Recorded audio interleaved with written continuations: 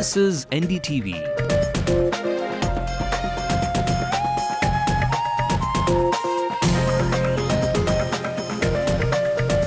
And you're watching NDTV Hindu.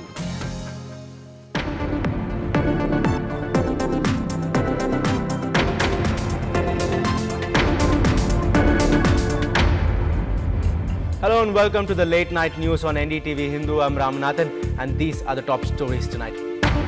Angry students go on the rampage as the university faces derecognition. The government reassures students. Some of them were so poor they got 0 point. No, students need not have any panic among this. Powerful politicians, including a union minister, run 3 out of the 16 blacklisted universities in Tamil Nadu.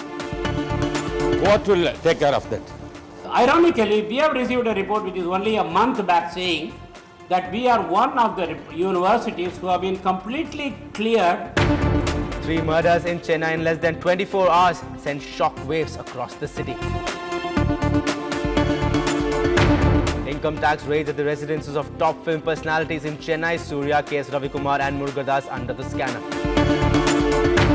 Lawyers accuse the CBI of trying to shield police officers in the High Court violence case.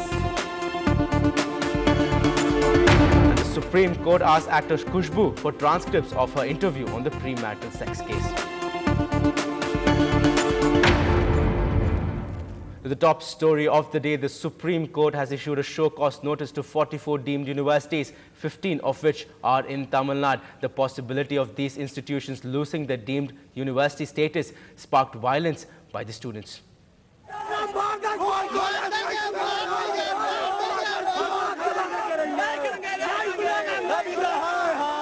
11 a.m. Savita College. The news of their university being issued a show-cause notice sends a wave of panic across the campus. Soon, the violence spreads and police are called in to control the raging mob of students.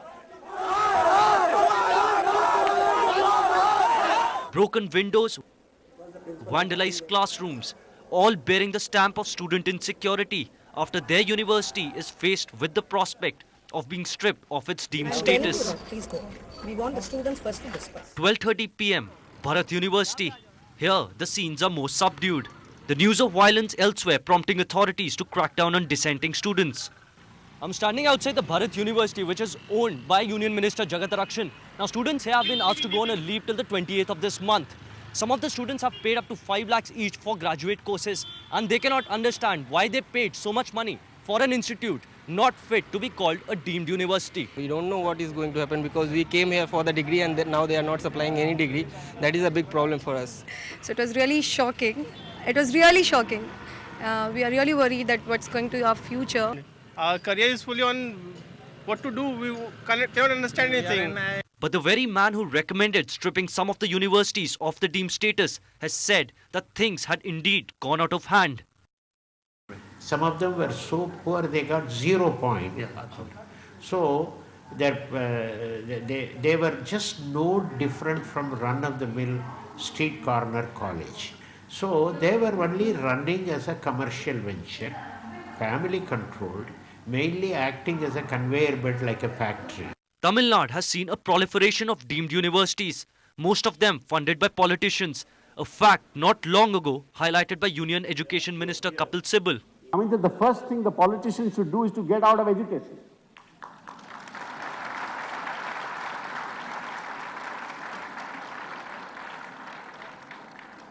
They should have nothing to do with it. They should do what they do best, which is politics. Education market has been seen as an opportunity for political power centers and also for converting black money into white money. The Tandon Committee's report and the subsequent show-cause notice by the Supreme Court to some of the biggest universities around Tamil Nadu has left many feathers ruffled. But the big question is, will it prove to be a redemption for these students who have paid exorbitant sums for an education that doesn't even fulfill the basic minimum standards in this country? With camera person John, Sai Manish for NDTV Hindu. Several of these colleges facing derecognition are run by powerful politicians. The politicians have denied allegations that money-making was the motive.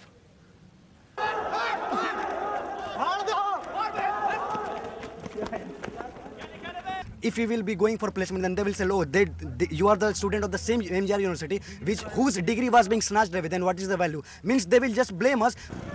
16 deemed universities in Tamil Nadu found unfit to run. 3 biggest belong to its politicians. DMK Union Minister Jagat Ratchagan's Bharat University, AC Shanmugam's Dr. NGR University, and AIADMK MP Thambidurai's St. Peter's University. Court will take care of that. Will appeal in the court. Yes, yes. Otherwise, they say these colleges are not run in a professional way, but as family fiefdoms by family members. How do you respond to that? Telling I have no comments. Everything the matter in the court, court will decide. Education experts say it's political clout, not merit, that has got these colleges status of deemed universities, holding administrative reins of family members of politicians. Excepting the finance committee, the members of the family do not have any interference, particularly in academic entities if you look at it. He not only admits that families are involved, also agrees with the findings of the Tandon Review Committee that these colleges are run like businesses with profits in mind. Yet another twist, 34 of the 44 blacklisted deemed universities across the country were during the first UPA regime, including these 3 colleges. Questions are now being raised. Why in University Grants Commission's own periodic reviews, these colleges never failed the muster? Ironically, we have received a report which is only a month back saying that we are one of the universities who have been completely cleared. Many politicians have built empires in the name of higher education, an easy route for unlimited money. But will this shock treatment bring about any changes on the ground in the long run? In Chennai, with camera person Edwin, Sam Daniel, Find TV. And moving on, the Income Tax Department has conducted raids across the city in houses of film personalities. Among those who have come under the scanner are film directors K.S. Ravikumar and Murugadas, actors Surya and Vadivel, and a few industrialists. About 250 IT personnel were said to be involved in the raids. The 3 murders have taken place in the past 24 hours in Chennai. In the latest incident, a 42-year-old woman was stabbed in her stomach at least 3 times at her apartment in KK Nagar. She was attacked after she returned from a workout in a nearby gym. The wife of a businessman was living alone. Police say nothing was found missing at the house, but they suspect a sexual attack in the case. In the second incident, a rowdy who was named as Vijay Kumar was killed by a group of attackers in Tiruvika Nagar. Last night, a fruit seller was also killed in Tambaram.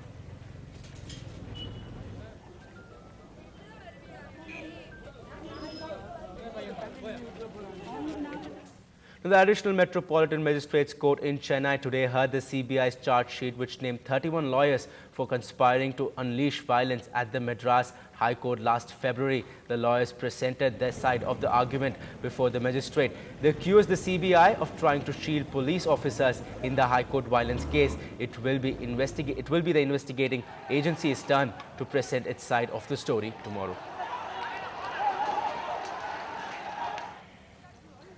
Hearing officials involved in the intelligence violence, everything, the direction has been issued. Nothing has been taken into consideration. The CBI has done it on its own way. That too, especially somebody is behind and do not know what is the investigation has been done by the CBI. That is the only reason I mentioned it before even the judicial magistrate today. Absolutely, this charge sheet has been thrown in the dustbin. You cannot take it on file. It should be taken on file. It is very seems to be nazareth and observed it, look into it. On the face of the record, everything has been kept at an offence there. Today also we have requested the Honourable Judge to reveal the names of the lawyers, those who are charged for an offence by the CBI. But the Honourable Judge said, tomorrow the CBI is going to reply. Tomorrow will we come to know. He said tomorrow you will come to know the names of the persons charged. All right, moving on, during the hearing of defamation cases filed against actor Khushbu for her remarks on premarital sex. Chief Justice today observed, and I quote, "It is a wide statement. Whether offence is made out or not, we have to see in what context it was said," unquote. The court directed Khushbu to produce the transcript of the full interview she had given in 2005. The magazine had carried Khushbu's interview on premarital sex. Multiple cases were filed against Khushbu for her statement. Earlier, we spoke to Khushbu's lawyer, Pinky Anand, for more on this issue. Not at all. I mean, the court, in fact, did not find anything objectionable. The court only asked a query that they wanted to know the context in which these statements were made. And in any case, that should, according to our view, be a favorable situation, because Khushbu was only responding to questions which were put to her by the journalist. As you know, some part of the publication has even been denied by her by a legal notice given, to which no response was given by Dina Tanti. Right, you're watching the late night news on NDTV Hindu. We'll be right back after a short break.